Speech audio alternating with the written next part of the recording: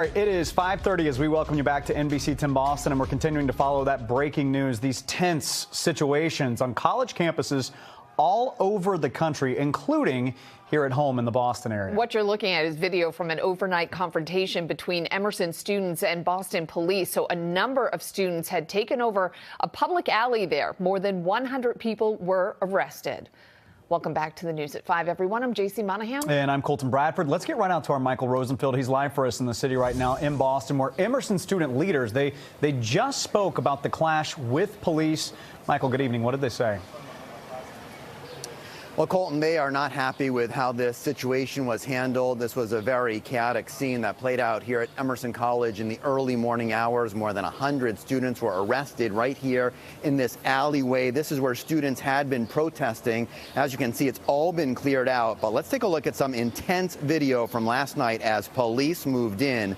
Students had set up an encampment here over the last few days, protesting the war in Gaza, as we've seen at other college campuses. The difference here, though, is that this is a public way, and the students had been warned they were breaking city ordinances. Students say when police moved in, it was much too violent. Boston police telling us no students were hurt, but the student body president says he's hearing several students were injured. He tells us the student government will be taking a vote of no confidence against the college president because of how the situation has been handled. That vote will take place tomorrow, largely symbolic, but the student government is not happy in the way in which this protest was broken up. And it was horrific. The students were being thrown against statues, against walls, being kicked and thrown over. It was just an incredible, extreme brutalization that was absolutely not necessary in any way, shape, or form. These were peaceful protesters. And so regardless of the cause or the perspective, we condemn all forms of brutality against students. So classes here at Emerson were canceled for the day because of what happened in the early morning hours, but we are told that classes will resume tomorrow. In all, 108 students were arrested here. Live at Emerson, Michael Rosenfield, NBC 10 Boston.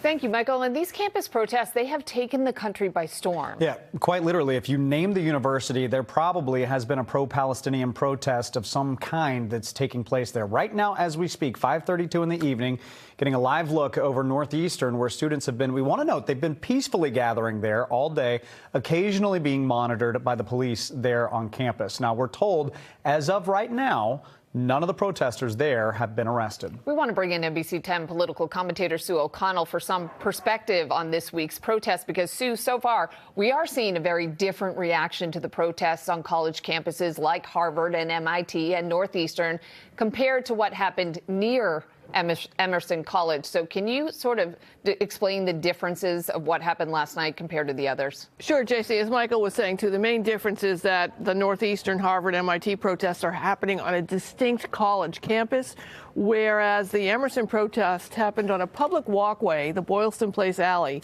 which is not solely owned by Emerson and has a public right-of-way requirement. And it actually leads to a state-owned building, the State Transportation Building. So Emerson, again, doesn't have a campus in the traditional sense of the word. So the decision by protesters to set up there allowed the Boston police to be directly involved and open the possibility of charges like disturbing the peace, trespassing, and violating the no camping on public property law. I'll note that the ACLU will probably say because it's got a public access right, they might have the right to be there. So we'll learn more as investigation continues. So to that point as well, also, though, you know, college campuses are incubators of free speech, critical thinking.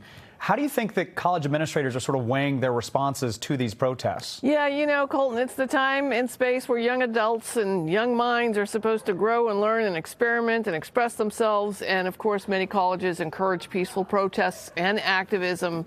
But, you know, private colleges are not the government, so they can impose lots of limits on speech and actions. And add on to this that many campuses and colleges are under scrutiny about how they are handling the allegations of anti-Semitism and the protests supporting Palestinians on campuses. So remember, President Claudine Gay not long ago faced fierce criticism about her testimony at Congress about how she was handling these issues, and she ended up having the shortest tenure as a Harvard president.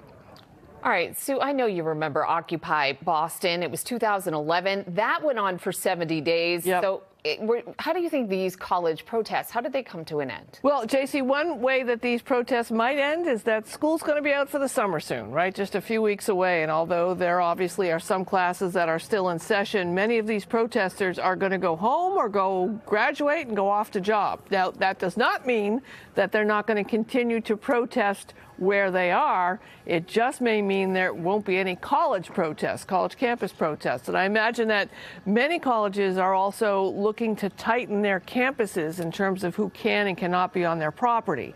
Most college campuses have soft barriers, meaning that the public can come and go.